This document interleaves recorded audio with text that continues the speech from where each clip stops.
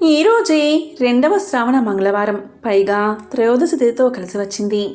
శ్రావణ మాసమందు ఆచరించవలసిన వ్రతాల్లో మొదటిది మంగళగౌరి వ్రతం. ఈ నెలలో వచ్చే 4 మంగళవారాలు మంగళగౌరిని పూజించాలి. పార్వతీదేవికి మరొక పేరే మంగళగౌరి. ఈ వ్రతాన్ని ఆచరించడం వల్ల మహిళలకు సౌభాగ్యకరమైన 5వతనం కలకాలం నిలుస్తుందని ప్రతీతి. ఈ వ్రతం గురించి స్వయంగా శ్రీకృష్ణుడే ద్రౌపదికి వివరించినట్లు పురాణాలు చెబుతున్నాయి. మరి ఎంతో విశేషమైన ఈరోజు ఈ కథను వింటే చాలు ఆ గౌరీదేవి యొక్క సంపూర్ణ అనుగ్రహం కలుగుతుంది. మరి ఆ కథ ఏంటో ఇప్పుడు ఈ వీడియోలో తెలుసుకుందాం. అదే మంగళగౌరి వ్రత కథ. పూర్వకాలంలో కృతయుగంలో దేవతలు రాక్షసులు కలిసి అమృతం కోసం క్షీరసాగర మదనం చేసే సమయంలో అమృతానికి ముందు అగ్ని జ్వాలలు కక్కుతూ కాలకూట విషయం పుట్టుకొచ్చింది. దాన్ని చూసి భయకంపితులైన దేవదానవులు పరమేశ్వరుణ్ణి శరణుజొచ్చారు. ఆ సమయంలో పరమేశ్వరుడు మందహాసంతో చిరునవ్వు నవ్వి, ఇప్పుడు నేనేం చెయ్యను అన్నట్లు పార్వతి వైపు చూశాడు. ఆ సర్వమంగళ స్వరూపిణి అయిన జగన్మాత భర్త చూపులోని ఆంతర్యం ఏమిటో గ్రహించింది. దేవతలైనా దానవులైనా మానవులైనా మన భక్తులే కదా. మన బిడ్డలకు ఆపద కలిగినప్పుడు మనం కాక వేరెవరు రక్షిస్తారు అని భావించి నిరంతరం స్త్రీల సౌభాగ్య సంపదను కాపాడే ఆ సర్వమంగళ స్వరూపిణి తన మాంగళ్య సౌభాగ్యంపై ప్రగాఢ విశ్వాసం ఉంచి లోక వినాశానికి కారణభూతమైన ఆ భయంకర కాలకూట విషాన్ని తన భర్త మింగేందుకు అనుమతి ఇచ్చింది అని పురాణాలు చెప్తున్నాయి. అటువంటి కరుణామూర్తి పార్వతీదేవి. అలాంటి సర్వమంగళ స్వరూపిణి అయిన భవానీ మాతను కొత్తగా పెళ్లైన స్త్రీలు శ్రావణమాసం తొలి మంగళవారంతో మంగళగౌరి వ్రతాన్ని విధిగా ప్రారంభించి 5 సంవత్సరాలు దీక్షగా ఆచరిస్తారు. అలా ఈ వ్రతాన్ని చేపట్టిన స్త్రీలపై శ్రీ మంగళగౌరి కటాక్షంతో వైధవ్య బాధలు లేకుండా వారి జీవితాంతం సర్వసౌఖ్యాలతో గడుపుతారు. ఒకప్పుడు సూత మహాముని సౌనకాది మహర్షులకు చెవులకు విందుగా వినిపించిన మంగళగౌరి వ్రతాన్ని, దాని మహత్యాన్ని నారద మునీంద్రులు సావిత్రీదేవికి ఉపదేశించిన మంగళగౌరి వ్రతకథను, పూజా విధానాన్ని ఒకరోజు ద్రౌపదీదేవికి శ్రీకృష్ణుడు ఈ విధంగా తెలియచేశాడు. పార్వతీదేవికి మరొక పేరే మంగళగౌరి. శ్రావణ మాసంలో వచ్చే 4 మంగళవారాలు మంగళగౌరి అయిన పార్వతీదేవిని పూజించాలి.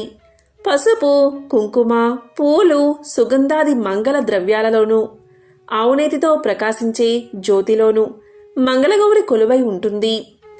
త్రిపురాసురుణ్ణి చంపడానికి వెళ్లే ముందు ఈశ్వరుడు గౌరీదేవిని పూజించి విజయాన్ని సాధించాడు.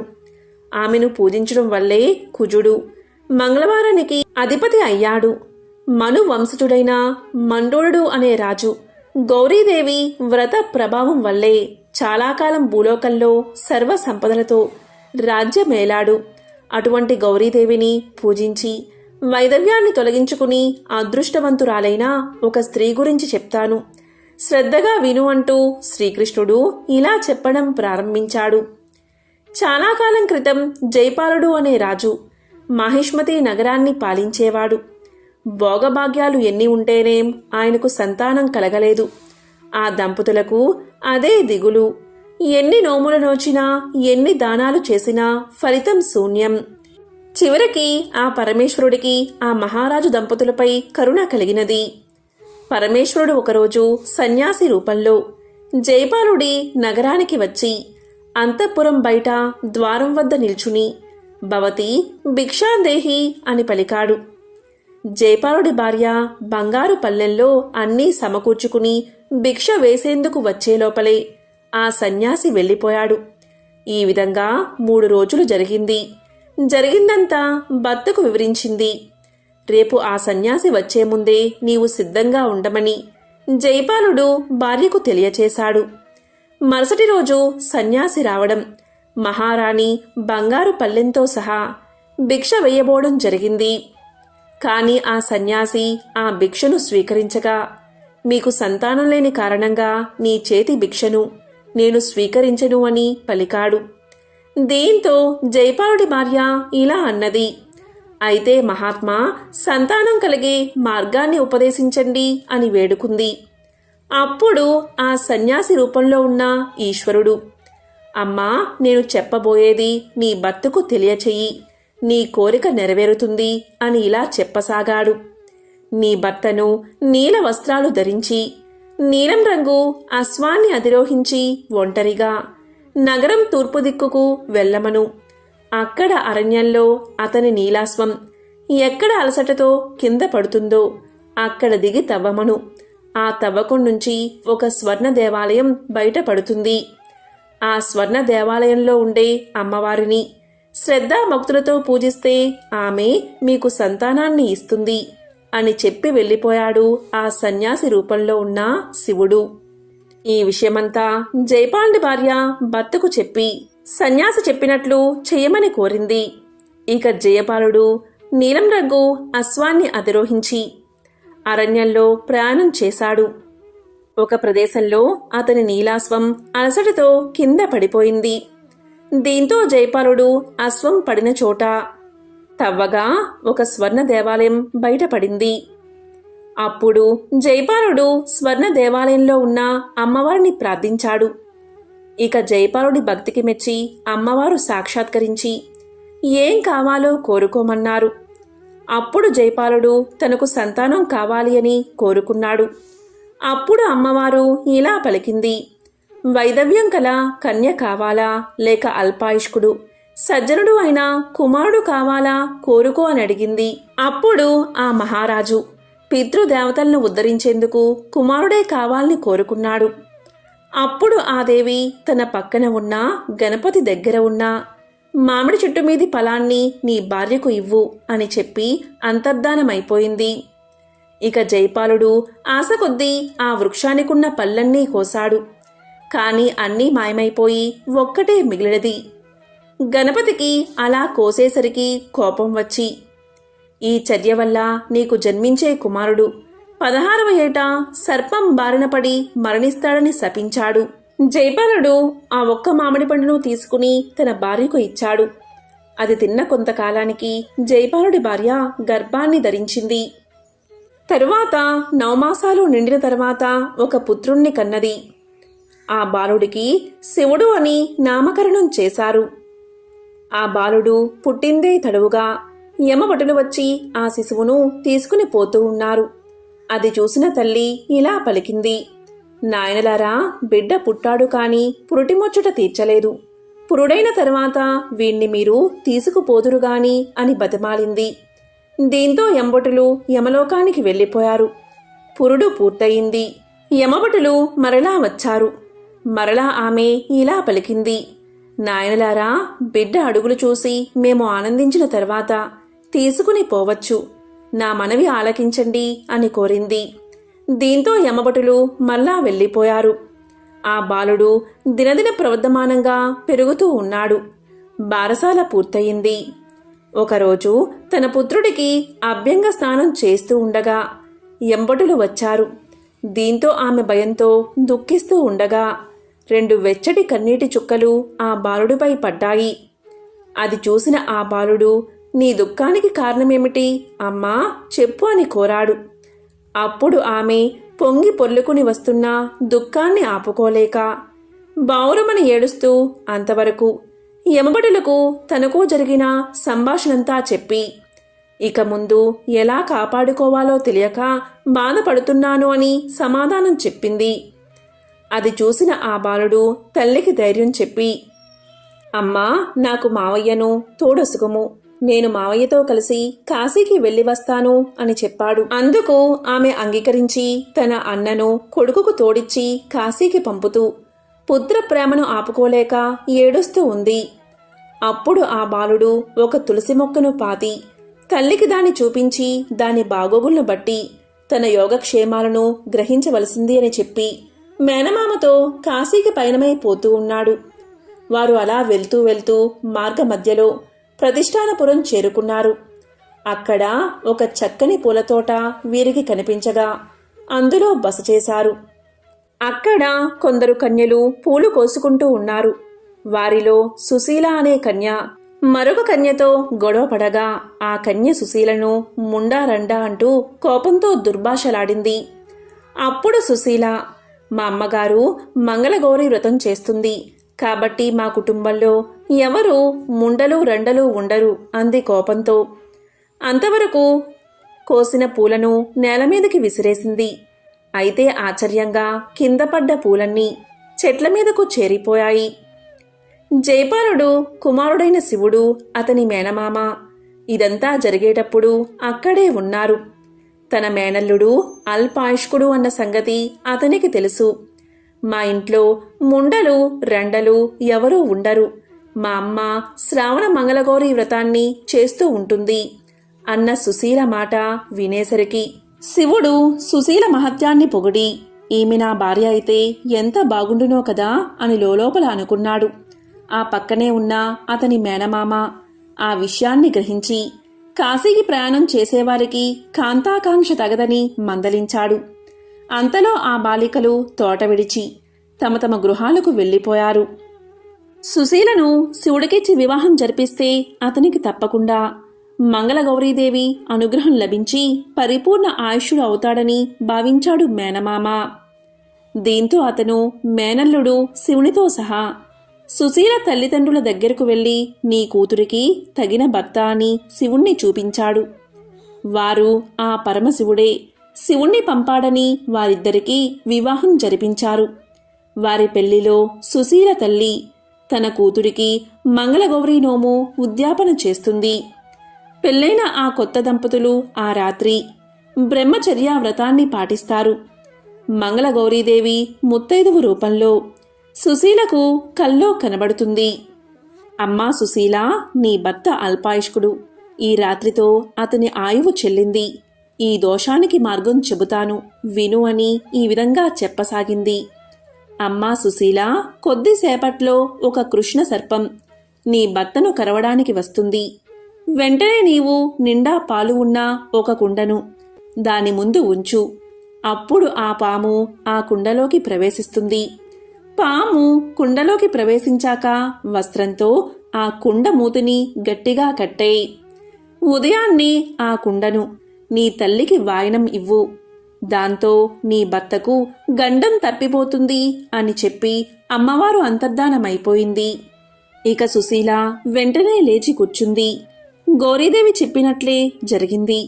కాళ్ల పారాని ఇంకా ఆరని పాదం తన భర్త తొడమీద ఉంచి ఎత్తుగా ఉన్న కుండని తీసింది. సుశీల గౌరీదేవి చెప్పినట్లు ఆ కృష్ణ సర్పాన్ని ఒక కుండలో పెట్టి వస్త్రంతో కట్టేసింది. కాసేపటికి ఆమె భర్త లేచి ఆకలేస్తుంది, ఏమైనా పెట్టమంటే అలాగే కొన్ని భక్ష్యాలు పెట్టింది. అతను అవన్నీ తింటూ ఉండగా అతని చేతికున్న ఉంగరం జారి పడిపోయింది. కాని అతను చూసుకోలేదు. తరువాత ఇద్దరూ పడుకున్నారు. తెల్లవారకముందే శివుడు మేనమామతో కాశీకి వెళ్ళిపోయాడు. శివుడికి శివకటాక్ష సిద్ధి కోసం బయలుదేరారు అన్న తన కర్తవ్యం గుర్తొచ్చి కాశీకి వెళ్ళిపోయాడు. భార్యకు ఏ వివరం చెప్పకుండానే. ఇక సుశీల లేచి చూసి భర్త పక్కన లేకపోవడం చూసి కిన్నురాలై అతని చేతి నుంచి జారిన ఉంగరాన్ని తీసి భద్రంగా అతని జ్ఞాపకంగా దాచుకుంది. ఉంగరం వదిలి వెళ్లిన తన పతిదేవుడు ఎప్పటికైనా తిరిగి వస్తాడు అని అతన్ని తాను గుర్తించడానికి వీలుగా అతనికి అతిథి మర్యాదలు చేయడానికి వీలుగా ఒక సత్రం కట్టించమని సుశీల తన తండ్రిని కోరింది. తండ్రి సుశీల కోరిక తీర్చాడు. సుశీల ఆ ఉంగరాన్ని ధరించి అతిథులకు రోజూ కాళ్ళు కడుగుతూ ఉండేది. దాదాపు సంవత్సరం పూర్తవుతూ ఉండగా కాశీకి వెళ్లిన శివుడు అతని మేనమామ తిరిగి ప్రతిష్టానపురం చేరుకున్నారు. ఆ రోజు శివుడికి కలలో తాను చనిపోతున్నట్లు, అప్పుడు మంగళగౌరి యమదూతలు తన విషయంలో వాదించుకున్నట్లు కలవచ్చింది. వారు ప్రతిష్టానపురానికి వచ్చి ఆ అన్నదాన సత్రంలో బస చెయ్యాలి అనుకున్నారు. ఇలా బస చేస్తూ ఉండగా సుశీల ఎప్పటిలాగే అతిథులకు కాళ్ళు కడుగుతూ ఉండగా ఆమె తన భర్త కాళ్ళు కడిగింది. అలా కాళ్ళు కడుగుతూ ఉండగా గుర్తుపట్టి అతనే తన భర్త అని తల్లిదండ్రులకు చెప్పింది. తన స్వప్న వృత్తాంతాన్నంతా తెలియచేసింది. దీంతో వారు అతన్ని పరీక్షించగా ఉంగరం అతనికి సరిగ్గా సరిపోయింది. అలాగే కుండ తెచ్చి చూడగా అందులో ముత్యాల హారముంది. అదే దేవీ ప్రసాదంగా వారు స్వీకరించారు. దైవకల్పం వల్ల ఆ కాళ్ల పారాని ఆరని కాలిగుర్తు అతని తొడమీద కనిపించింది. శివుడు కూడా తాను ఎందుకిలా వెళ్లాడో వివరించాడు. అప్పుడు శివుడు భార్యతో కలిసి ఎంతో సంతోషంగా తన తల్లిదండ్రుల ఇంటికి బయలుదేరాడు. అప్పుడు సుశీల పుట్టింట్లో మంగళగౌరి నోమునొచ్చుకుని భర్తతో కలిసి అత్తామామల ఊరు వచ్చింది. అన్నాళ్లుగా కొడుకుజాడ తెలియక అతని కోసం కన్నీరు మున్నీరుగా విలపిస్తున్న అతని తల్లిదండ్రులు అందులైపోయారు. ఇక సుశీల మంగళగౌరి నోములో నోచిన కాటుక అత్తామామల కళ్ళకు పెట్టగాని వారికి తిరిగి చూపు వచ్చింది. కొడుకుని తిరిగి కల్లారా చూసుకున్న వారి ఆనందానికి అవధులు లేవు. ఇందన్నడు అల్పాయుష్కుడైన తన కొడుకు ఆయువు ఎలా వృద్ధయింది అన్నాడు జైపాలుడు. దానికంతా కారణం తాను నోచిన నోమే అని, మంగళగౌరీదేవి కృపే అని తన స్వప్న వృత్తాంతాన్ని సుశీల తెలియచేసింది. పుణ్యం కొద్దీ పురుషుడు అన్నారు. ఆ పురుషుడికి మంచి ఆయుష్ లేకపోయినా అతన్ని చేసుకున్నా భార్య చేసిన పుణ్య కార్యాల వల్ల, పూజా విధానం వల్ల అతనికి మేలే జరుగుతుంది అన్న విషయం వెల్లడి అవుతుంది. కాబట్టి ఓ ద్రౌపది, మంగళగౌరి వ్రత ప్రసాదంతో వైద్యం లేకుండా చేసుకోవచ్చు అని శ్రీకృష్ణుడు తెలియచేశాడు. ఈ సందర్భంగా అమ్మవారికి సంబంధించిన ఒక విశేషమైన కథను ఇప్పుడు ఈ వీడియోలో తెలుసుకుందాం. పూర్వం ఒక గ్రామంలో ఒక బ్రాహ్మణ దంపతులు నివసిస్తూ ఉండేవారు. వారికి సంతానం లేకపోవడం వల్ల ఎంతో బాధగా ఉండేది. ఇక ఆ బ్రాహ్మణుడు ఒకరోజు సంతానం కోసం విష్ణుమూర్తి గురించి తపస్సు చేయడానికి అరణ్యాలకు వెళ్లిపోయాడు. అక్కడ అరణ్యంలో విష్ణుమూర్తి గురించి ఘోర తపస్సు చేయసాగాడు. ఆ ఘోర తపస్సు చూసి శ్రీ మహావిష్ణువు సంతోషించి ఆ బ్రాహ్మణుడి ఎదుట ప్రత్యక్షమయ్యాడు. అప్పుడు విష్ణుమూర్తి ఇలా పలికాడు, ఓ బ్రాహ్మణ శ్రేష్ఠుడా, ఏమి నీ కోరిక అని అడిగాడు. దానికి ఆ బ్రాహ్మణుడు ఎంతో సంతోషించి స్వామిని అనేక విధాలుగా స్తుతించి ఇలా పలికాడు, స్వామి, అసాధ్యమైన నీ దర్శనం నాకు కలిగింది. నేను ఒక పేద బ్రాహ్మణుణ్ణి, నాకు సంతానం లేదు, నాకు సంతానం కలిగేలా దీవించు అని వేడుకున్నాడు. అప్పుడు శ్రీ మహావిష్ణువు బాగా ఆలోచించి ఇలా అన్నాడు, చూడు బ్రాహ్మణ శ్రేష్ఠ, నీకు భర్త చనిపోయినా ఆడపిల్ల సంతానంగా కావాలా లేదా ఆయుషు లేని మగబిడ్డ కావాలా కోరుకో అన్నాడు. అప్పుడు ఆ బ్రాహ్మణుడు బాగా ఆలోచించి, స్వామి, చనిపోయే కొడుకు నాకు ఎందుకు, నాకు ఆడపిల్లే కావాలి అని చెప్పాడు.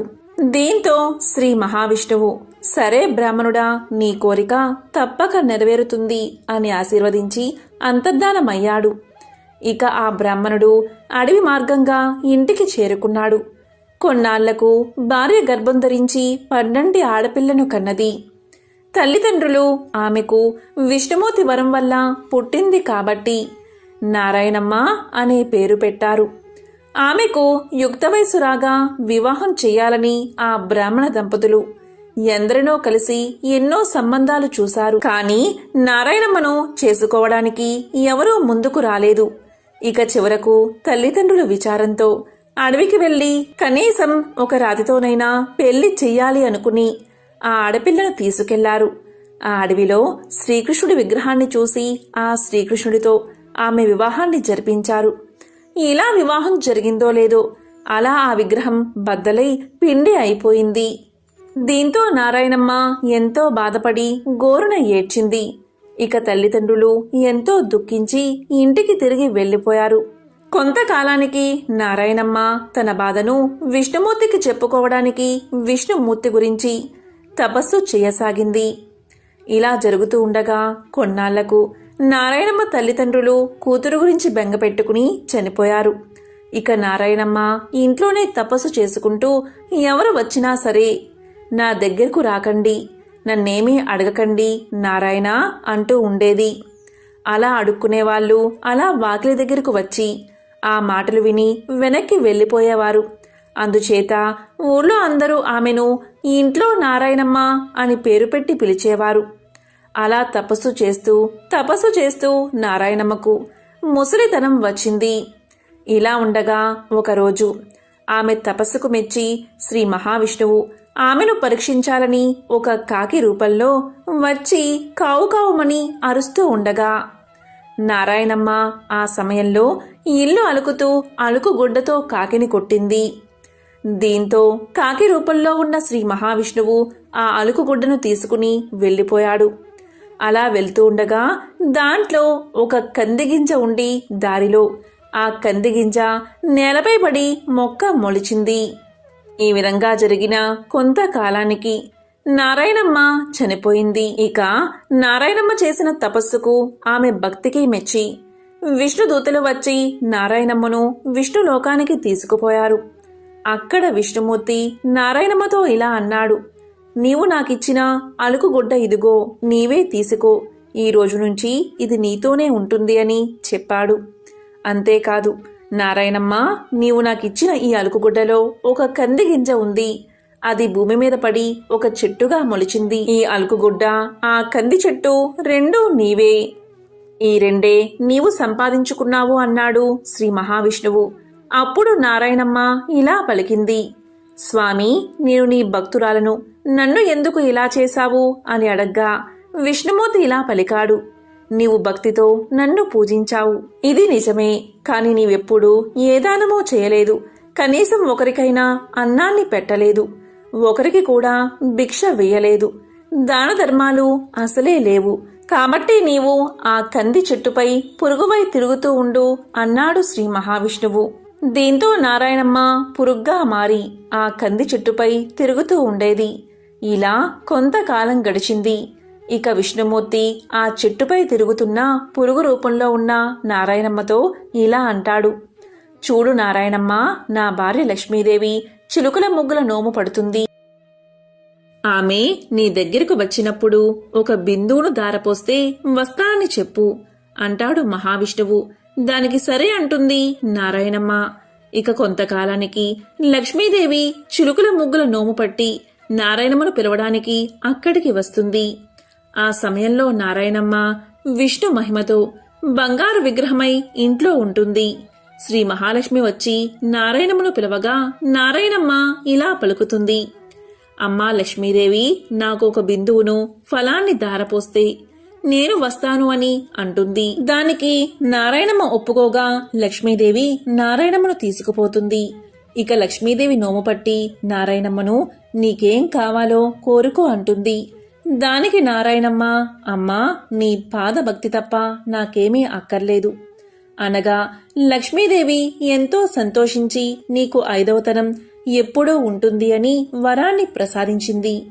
ఇక నారాయణమ్మ ఎంతో సంతోషించింది. ఈ చిలుకల ముగ్గుల నోమును 5 సంవత్సరాలు పట్టి 5 కేజీల బియ్యం అప్పాలు చేసి ముత్తైదువులకు దక్షిణ తాంబూలాలతో ఇవ్వాలి. ఈ వ్రతకథను ఎవరైతే వింటారో వారికి వ్రత ఫలం లభిస్తుంది. ధనం మూలం ఇదం జగత్ అనేది అందరికీ తెలిసిన విషయమే. జీవ సమస్తానికి ధనమే మూలం. ధనం లేకపోతే ఆహారం లభించదు.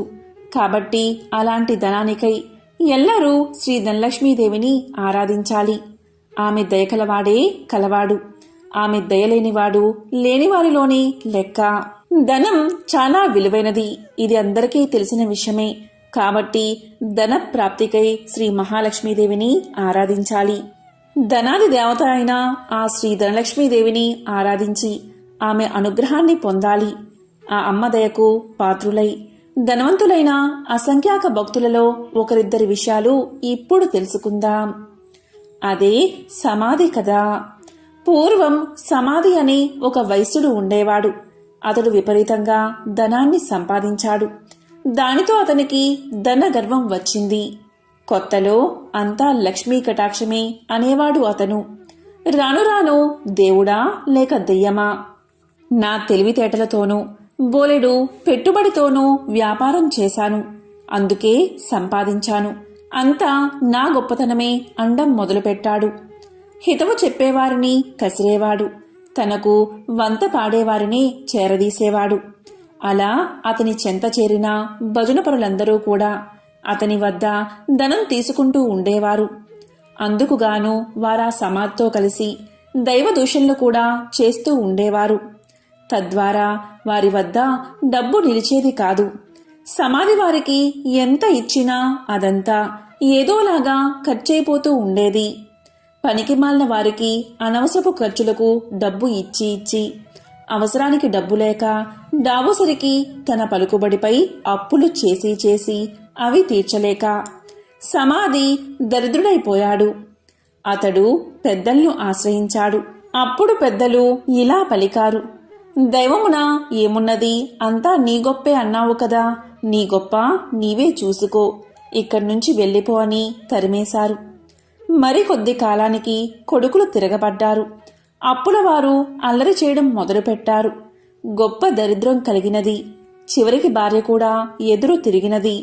నీ వంటి దరిద్రుడితో నేనుండలేను అని చెప్పి పుట్టింటికి వెళ్ళిపోయింది. రుణదాతలకు కుటుంబ ఘాతకులకు వెరచి ఒకానొక రాత్రివేళ సమాధి అడవుల పట్టిపోయాడు.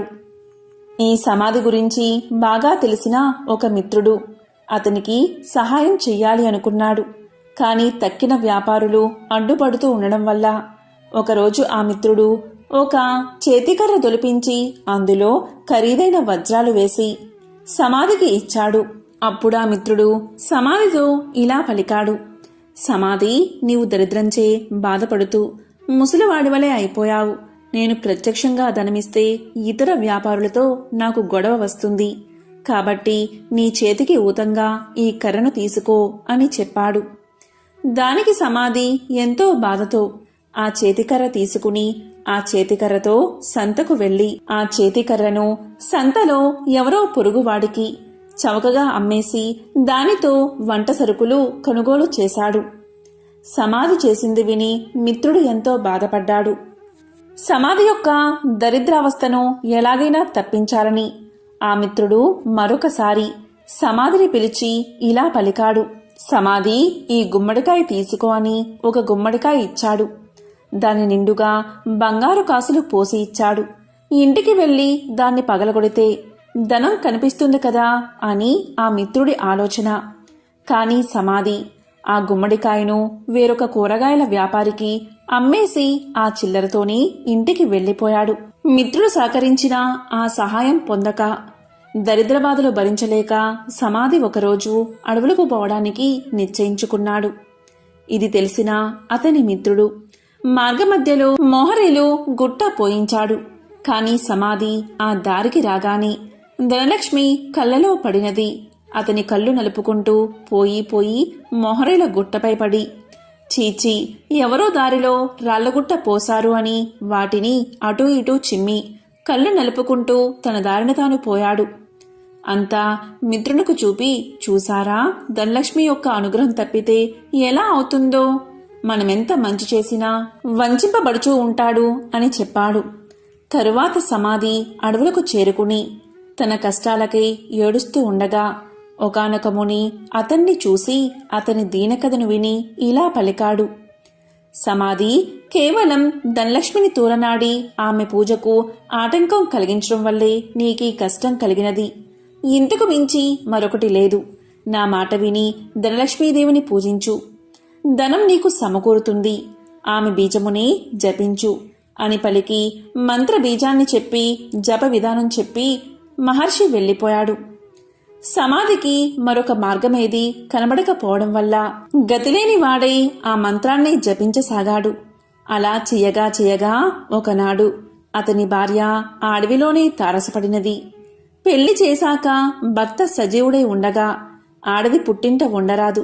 కష్టమో సుఖమో భర్తతోటే లోకం పొమ్మని ఆమె పుట్టింటివారు తరిమేశారని చెప్పింది. ఆమె తనతో తెచ్చిన స్వల్ప ధనాన్ని సమాధికి ఇచ్చి క్షమించమని కోరింది. అతి త్వరలో దీపావళి రాబోవుచున్నడచే సమాధి ఆదనంతో నగరానికి వెళ్లి తగు సామాగ్రలు కొని అదేవిధంగా పురోహితుడికి క్షమాపణ చెప్పుకుని తనతో పాటు అడవులకు తీసుకువచ్చాడు. దీపావళి రాత్రి యథావిధిగా యథాశక్తిగా ధనలక్ష్మీ పూజను చేసుకున్నాడు సమాధి. దానితో సంతృప్తిగా శాంతించిన ధనలక్ష్మి సమాధిని అనుగ్రహించింది. దాంతో పురోహితుడు ఊరిలోనికి పోయి సమాధి ఉనికిని, అతనిలోని మార్పును అందరికీ తెలియచేశాడు.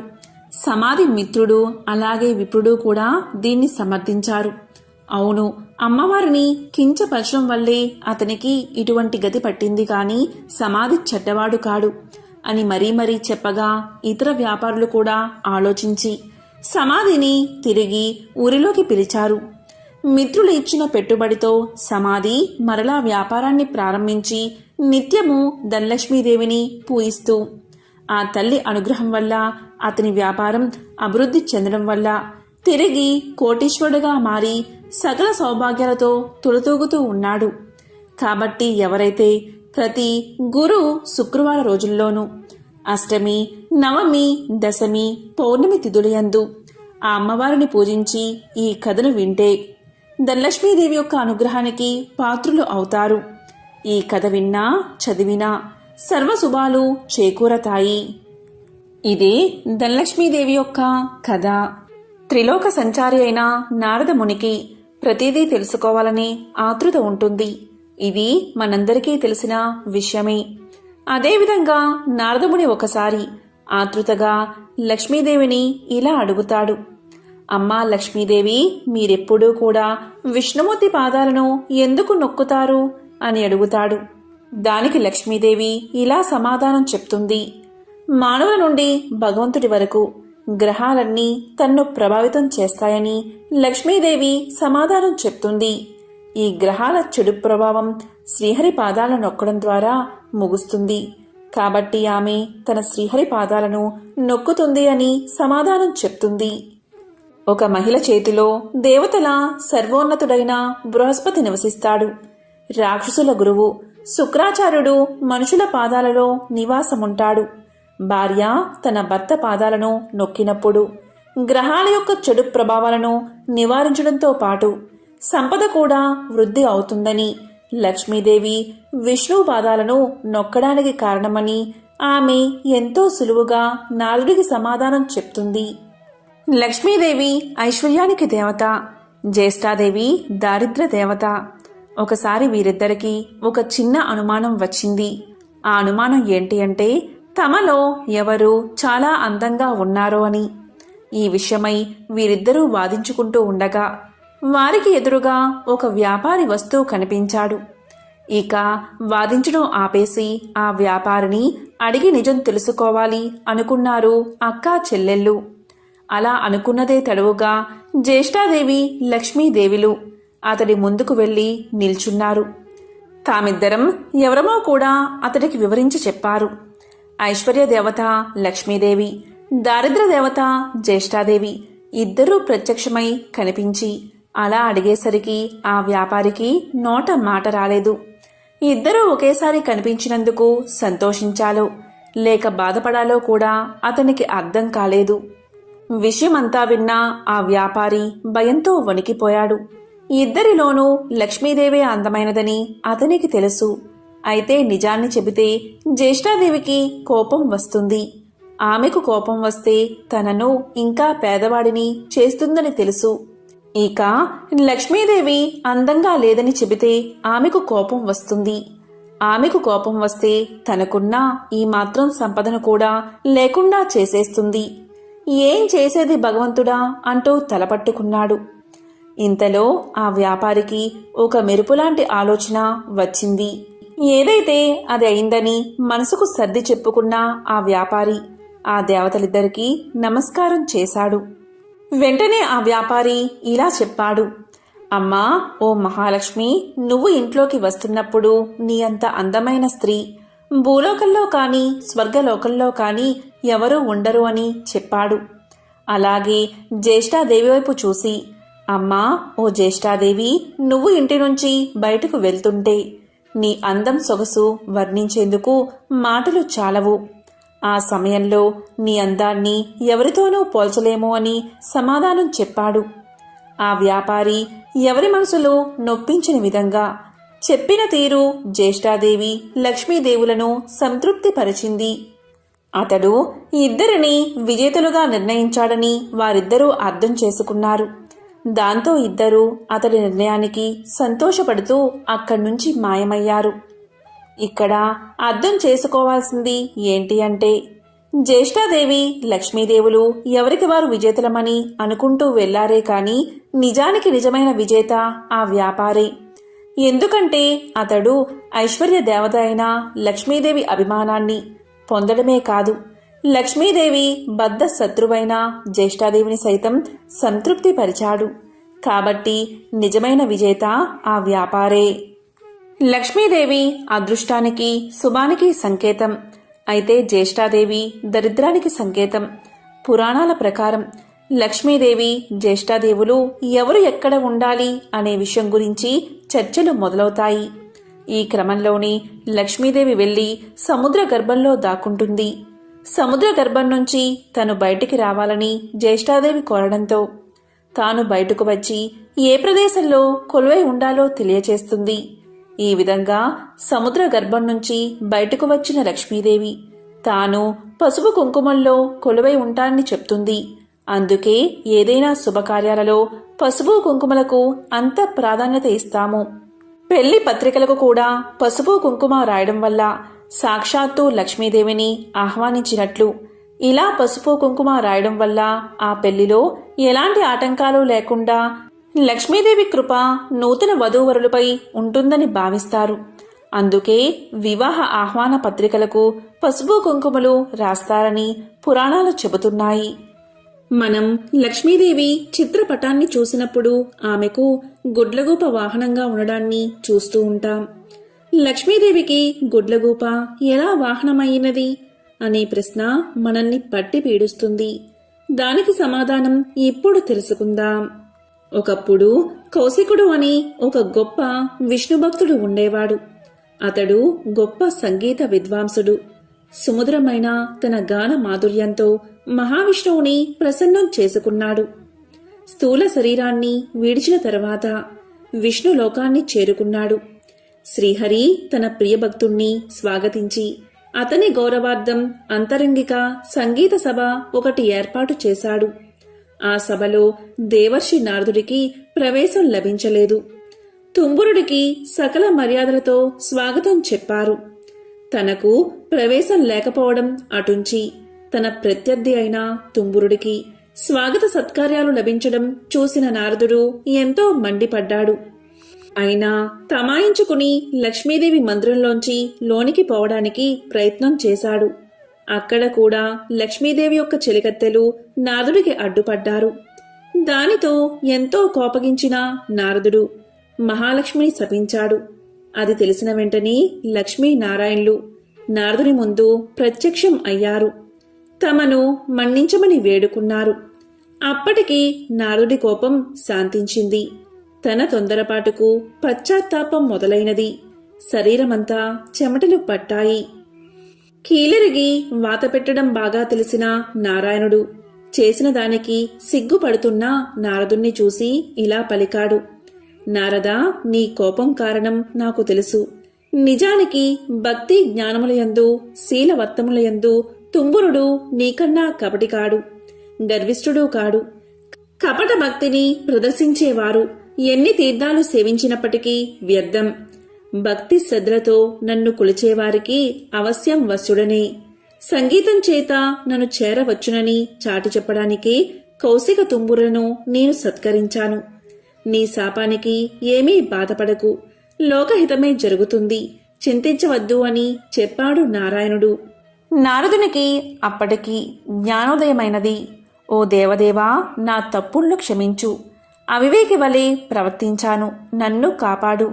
తుంబురా, కౌశికుల వలె సంగీతంలో మేటినైతే ఇంతటి విపరీతం జరిగి ఉండేది కాదు కదా అంటూ కట్టెలు తెంచుకుని ప్రవహిస్తున్న కన్నీటి వరద మధ్య నారదుడు నారాయణుడి పాదాల మీద పడ్డాడు. భక్తుని పశ్చాత్తాపం భగవంతుడి హృదయాన్ని కరిగించింది. తన దివ్య హస్తాలతో నారదుణ్ణి పైకి లేపాడు నారాయణుడు. ధైర్యాన్ని చెప్పాడు. సంగీతం నేర్చుకోవాలన్న కుతూహలం నిజంగా ఉంటే తాను చెప్పినట్లు చెయ్యమన్నాడు. ఉత్తరాన మానస సరోవరానికి అవతల ఒక పర్వత శిఖరముంది. దానిమీద ఒక దివాంతం ఉంది. ఆ ఉలూకాపతికి శుశ్రూష చేసి సంగీతంలో మేటిమి కమ్మని దీవించాడు నారాయణుడు. దీంతో నారదుడు శ్రీమన్నారాయణుడికి కృతజ్ఞతలు ప్రకటిస్తూ చేతులు జోడించిన నారదుడు సెలవు పుచ్చుకున్నాడు. వెంటనే మనోవేగంతో మానస సరోవరం చేరుకున్నాడు. కమ్మని సంగీతం అస్పష్టంగా వినిపిస్తుంది. తెరలు తెరలుగా వస్తున్న ఆ గాన మాధుర్యాన్ని పట్టుకుని ఆవలగిరి శిఖరం చేరాడు నారదుడు. గంధర్వ, కిన్నెర, కింపురుష, అప్సరసాదులెందరో అక్కడ సంగీతాభ్యాసం చేస్తున్నారు. వారి మధ్య గురు పీఠం మీద దివ్యకాంతులతో ప్రకాశిస్తున్న గానబంధు నారదుణ్ణి చూడగానే వినయంతో ఆసనం దిగి ఎదురు వెళ్లాడు. ఆనందంగా ఆసనం చూపి కుశల ప్రశ్నలు వేశాడు. ఎందుకు వచ్చాడో కారణం చెప్పమని ప్రార్థించాడు. నారదుడు గానబంధు వినయానికి, సంగీత పాఠవానికి ఆశ్చర్యపోయాడు.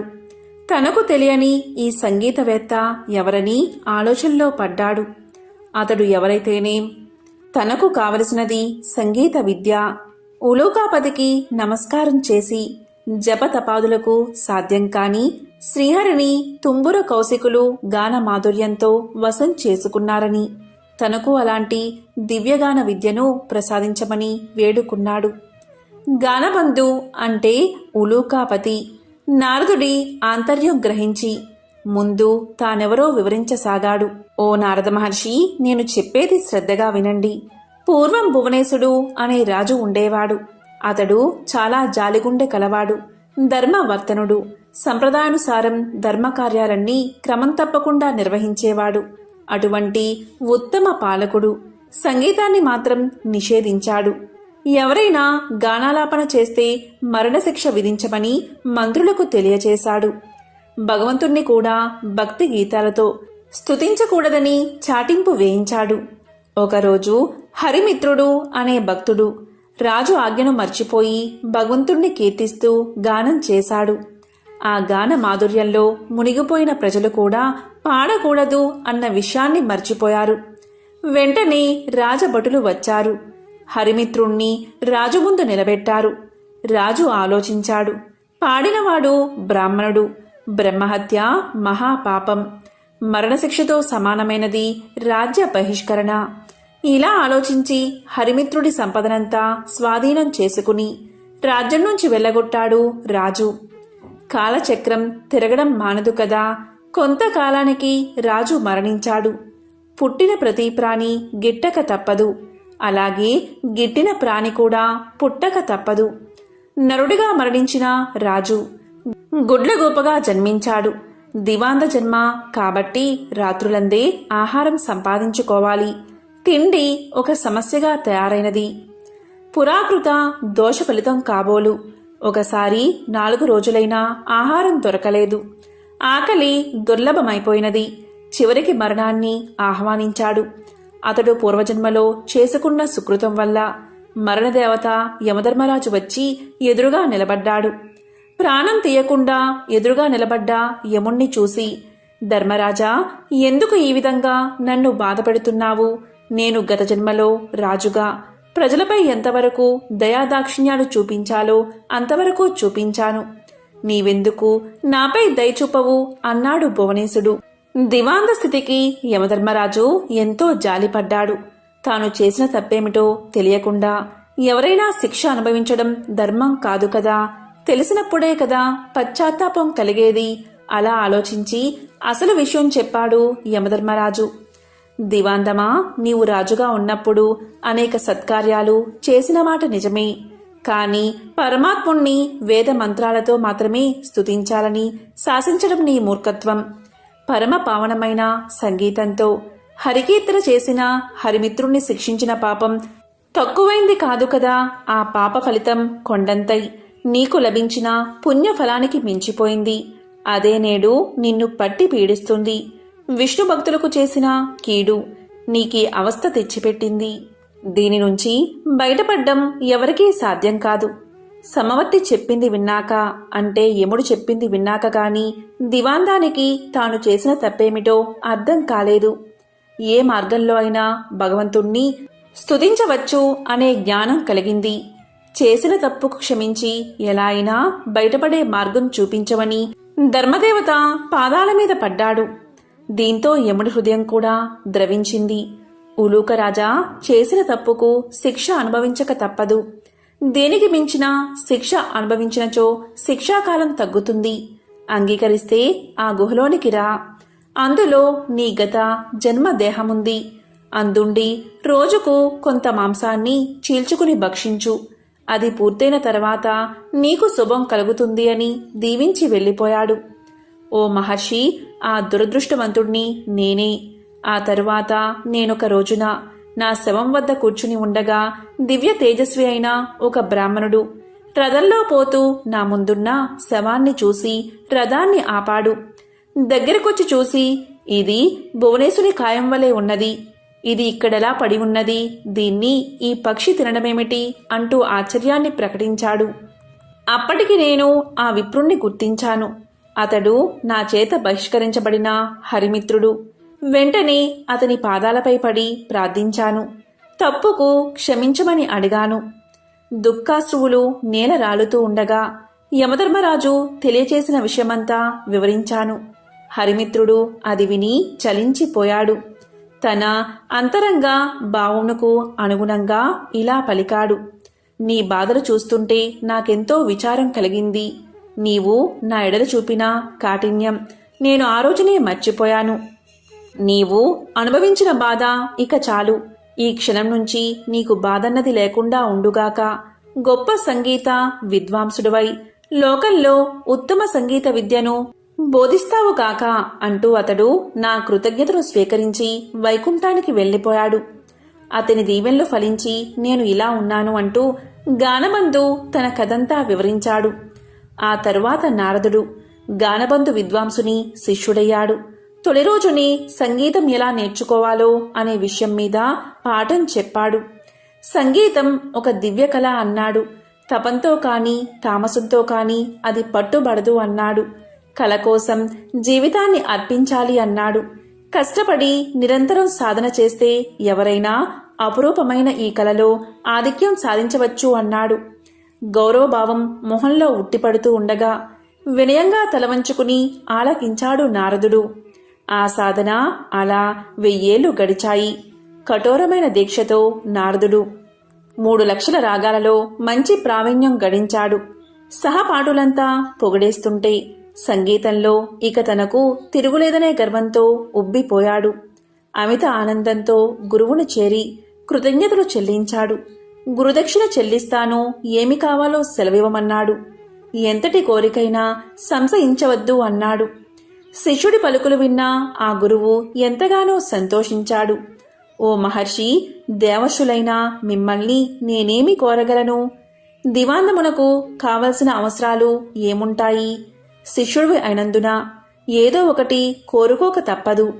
ఈ ధరాతలం నిలిచి ఉండే వరకు సంగీత కళతో పాటు నేను సైతం లోకంలో గుర్తుండేలా వరాన్ని ప్రసాదించు అని తన మనసులోని మాటను బయట పెట్టాడు. అప్పుడు నారదుడు విశాలంగా నవ్వాడు. ఓ గురువర్యా, ఇది మరీ చిన్న కోరిక. ఈ చిరు కోరిక మీకున్న సంగీత పాండిత్యం తీర్చగలదు. శిష్య ప్రశిష్య కోటి వలన భూతలమున సంగీత కళ నిలిచి ఉన్నంత వరకు మీ కీర్తికి అంతులేదు.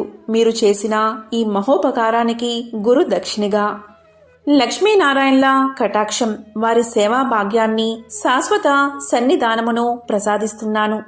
ప్రళయం సంభవించిన వేళ శ్రీ మహావిష్ణువునకు గరుత్ మంతుని వలె శ్రీ మహాలక్ష్మికి నీవు వాహనమై తరింతువుగాక అంటూ శిష్యుడికి కానుకను దేవర్షిగా వరాన్ని సమర్పించి సెలవు తీసుకున్నాడు నారదుడు.